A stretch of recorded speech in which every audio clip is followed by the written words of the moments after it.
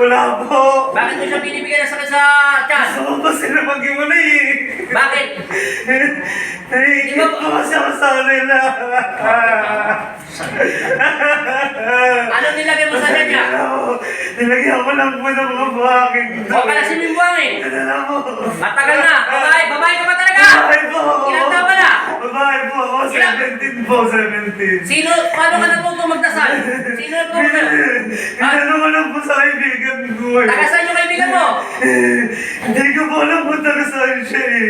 Paano mo siya naging kaibigan? Naging kaibigan ko lang po siya, naging classmate ko. Tapos Nasaan ka bigla po ngayon? siyang umalis. Nasaan ka ngayon?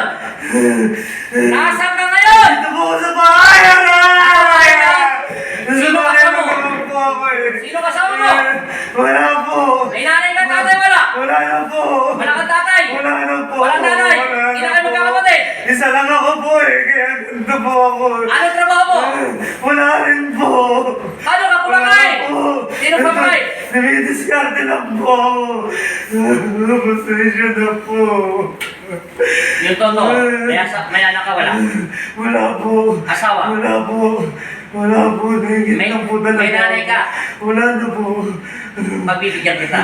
Naghari ang kadiliman. Yung totoo! Wala na po. Wala ka talaga nanay? Wala na po. Tatay? Wala na Kapatid? po talaga. Ako na lang po talaga. Saan ka nakatira? Saan lugar? Magkalagala lang po ako eh. Bakit ka nagpapasakot sa kadiliman at kahit sa puso mo?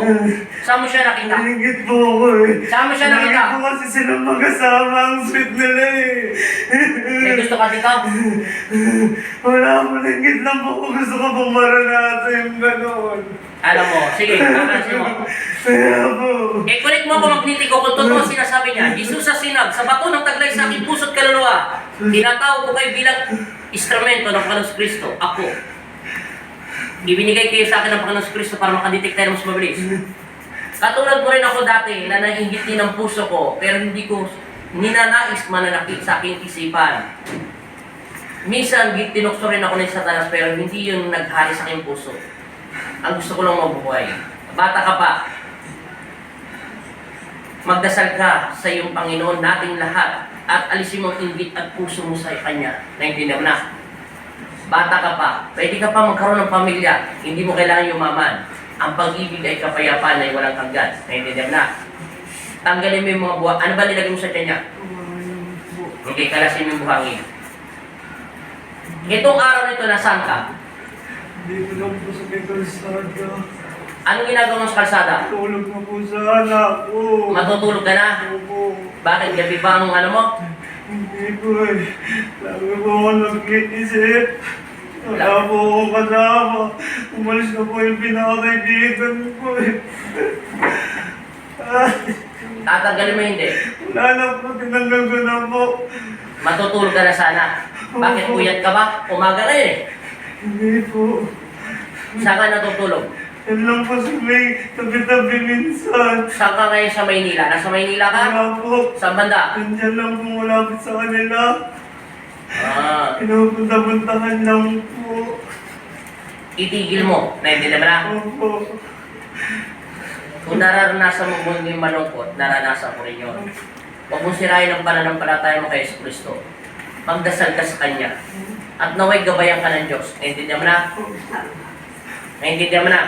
Maghari ang kabutihan sa iyong puso. Malay mo, may makasama ka pang higit na sa isang kaibigan. O makakasama mo. Alagaan mo ang Panginoon, alagaan mo ang katawan ni Kristo. Palalayasin kita sa mga katawan niya. Naintindihan mo na? Huwag ka sa akin humingi ng tawad kung sa Diyos at sa tao na ito. Naintindihan mo na? Dinampot lang kita. Hindi kita pala dinampot. Pinadampot kita kay Papa Jesus. Naintindihan mo na?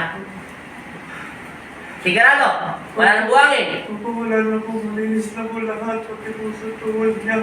Babae ka talaga. Buhay po ako. Sige, Hingit lang po siya sa kanila talaga. maghari ang kabutihan sa iyong puso. Palalayain kita.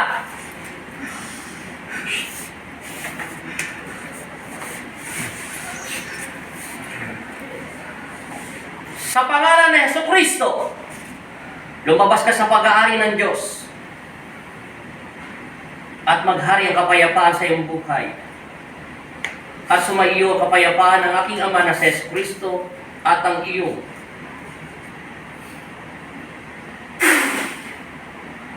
labas. In Jesus' name.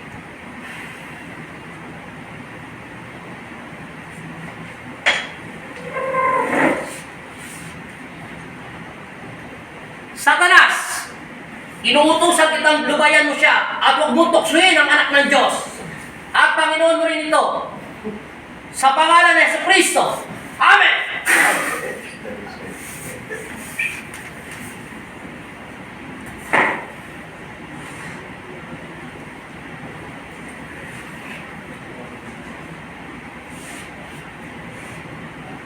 Idilat mo yung mata mo. Sabihin mo in Jesus' name. Babae ka ba lalaki? Lalaki po. Babae ka ba taga lalaki? Ah, sige, inom ka na tubig. Mama. Nay, kumiyak na yung... Di ba tinayo kita ng ganyan? Sabi ko, pumikit ka lang. Pikit lang. Ay, siya tayo. Di ba sinabi ko, pumikit ka lang? Pikit. Bakit hindi tumatalsik? Bakit ka na tumalsik ka? May umawak ba sa'yo? Ayusin mo na. Ano ng boyfriend mo? May tumulak daw? Wala naman tumulak sa akin. Wala naman tumulak sa'yo eh. Sabi ko, magpasakop ito sa kapangyarihan ng Diyos. Kung meron ba talagang, sino ba talaga nananakit sa Kanya, ibubunyag ng liwanag.